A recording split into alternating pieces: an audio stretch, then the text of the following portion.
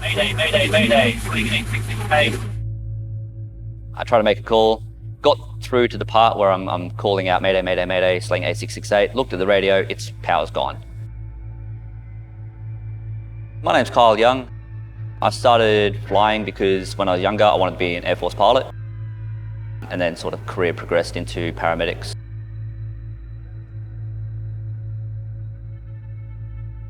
Even before I come up here, I'm already going through my checklist of what I need to do, and I've got two very key things that happen or shouldn't happen before I come up. And I'm looking for two red flags to essentially not fly that day. This day, everything was just going great. There's no indicator, nothing at all. This is the first actual full engine failure we've had at the flight school. I've owned the flight school now for 10 years. We've done around about 25 to 27,000 hours of actual flying with the Rotax engines without missing a heartbeat. So it was a real shock when I received that call. My name is Nathan Slee. I am the Chief Flying Instructor for GoFly Aviation, and we currently manage one flight school at Caloundra and a satellite flight school at Heckfield on the Gold Coast. It was a pretty good day in terms of rain and wind, but there was a fair amount of cloud around. Looking at the forecast, it was still acceptable for him to go on a solo nav. I did brief him prior to it, making sure that he knows his own personal safety minimums, as well as his VFR minimums. And if at any point he wasn't comfortable with the cloud, he can absolutely turn back and come back to the airfield. On the day when I received the call, initially I was quite shocked, as we haven't had any incidents with the slings in the Rotax engines. GoFly traffic, Sling 8668 is currently 10 miles to the southeast at 2,500 inbound ETA 58. GoFly traffic. When I came into Gympie, it was my first checkpoint of my solo nav. Sort of came into Gympie, no real issues there at all. It was a bit busy, did my touch and go, did my clear off, and started heading out towards Kingaroy. And weather looked pretty good to start with. Once I got to Gympie, weather still looked fine. As I made over sort of the mountains towards the west of Gympie, I had to make a decision, come in low and fly underneath them, which would have put me back 2,500 feet AGL, and I wasn't comfortable with that. Well, the idea was punch over the top where I could see the ground and fly VFR conditions. As I got maybe 10 minutes out of Gympie towards my next checkpoint, the clouds moved in, and I went, "No, this isn't right. I'm not going to be able to do this safely." So I pulled the 180, found a bit of a good hole that was still left, punched through the clouds down, and flew just underneath the cloud base back towards Gympie.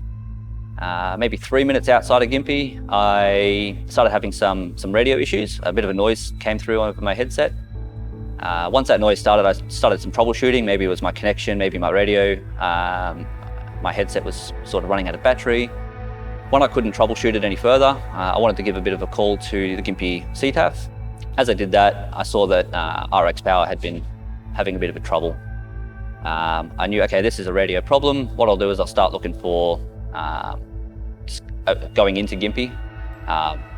Still broadcast as if it was working, knowing that I wasn't getting anything out because I was getting no response from anyone. As soon as I made that decision, the engine started playing up. So not only did I have a radio failure, I ended up having the engine cut out on me. Once that happened, I sort of had a bit of a panic to start with. I went, nah, this is wrong. This can't be happening. The engine failed, the props stopped working altogether, and I started scrambling for things to do. I went, okay, is this bad fuel? Change fuel tank. No, that's not it. Is the pumps busted? Cycle the pumps.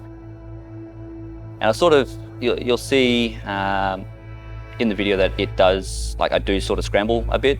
It looks like it's trying and turn the engine. I'm like, no, it hasn't stopped, so don't do that, and then I'll wait. I recognize that I'm getting flustered because my breathing's getting shorter and sharper, and I just have to go,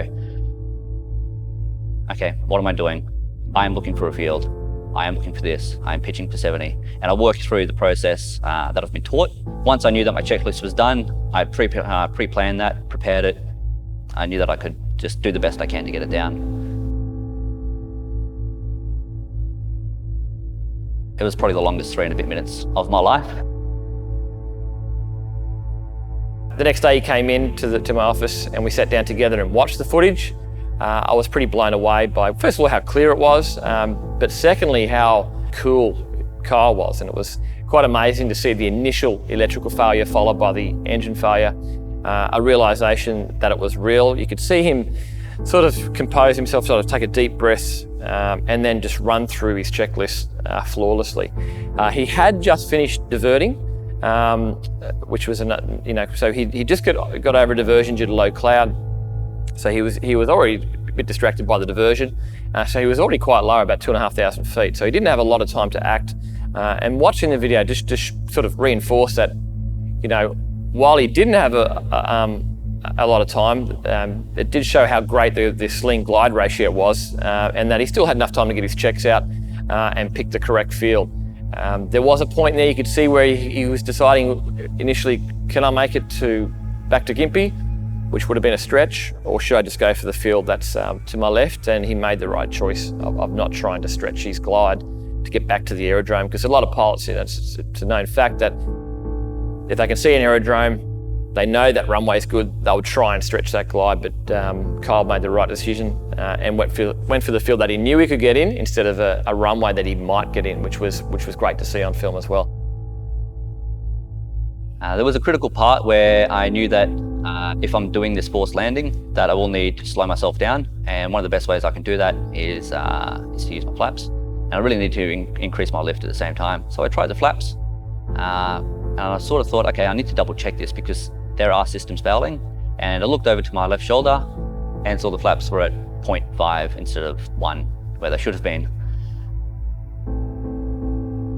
Surprisingly, he was extremely well composed. You could see that he was like, all right, this is a real situation, but very well composed. And he took a breath, and you can then see him start going through procedures. As I was watching the video, you could see he was running through the procedures that we've taught him throughout his flight training. It was a very good feeling to watch someone do that in action for a real situation. Mayday, mayday, mayday, Sling 8668. So there was a point, one point right at the start where radio wasn't working and I couldn't call for help. So I knew that I was on my own because I knew that someone was listening. If the radio was working, they could walk me through the process and sort of keep me calm. And then once that engine failed, started to splutter and the prop completely stopped, I went, this could be the end of it. This may be how I die today. Once I got past that, did my breathing, worked through the processes, did everything I needed to, on short final, there was a big tree off to my right. And I went, okay, this could go really bad. Looked at my airspeed, attitude, runway, makeshift runway for this one, and went, okay, there's a fence there also, but my airspeed's not good. My airspeed wouldn't be a problem if my flaps are out. My flaps aren't out, so how do I manage this? Okay, this is what it's gonna do. I'm gonna catch myself on the fence. And I went, no, just shave some time off, shave a little bit of speed off. Just pull up the nose, just glide, it'll be okay. I sort of had a thought that if I get over this fence, it'll be okay. Even if I roll, anything like that, it'll be fine. But right when the engine stopped and right when I passed that tree to that fence, I thought this is where it's going to finish right here, because there's no coming back from this. Even if I get engine back, I'm committed to landing. And I knew that this could be it. This could be the final movement that I do.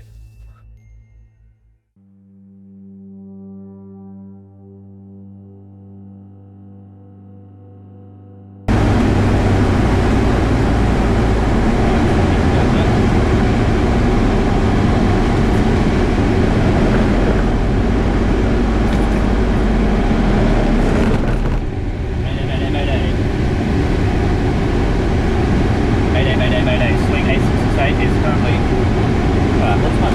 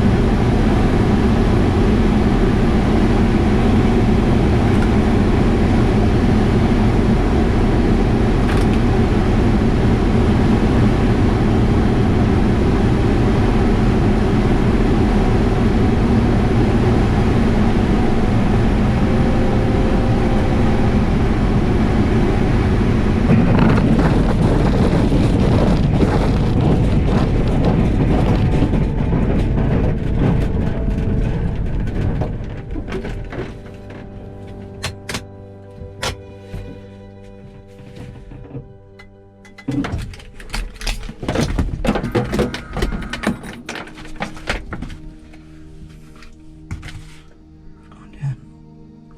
right, so that's how you go down, I guess. All right.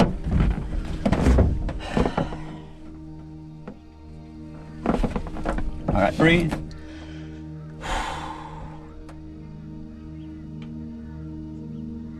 Let's go GoFly.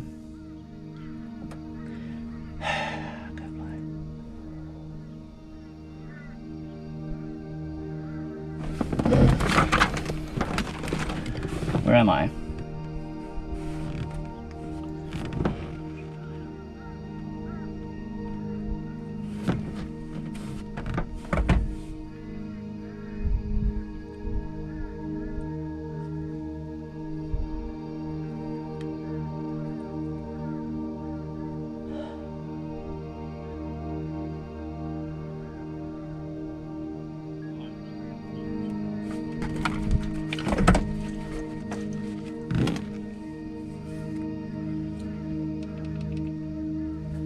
Hello.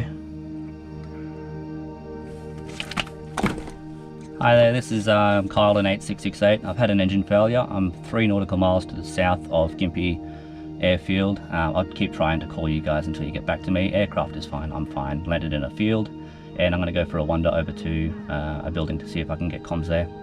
That's Kyle in 8668. Engine failure, landed safely, and I'll call you again.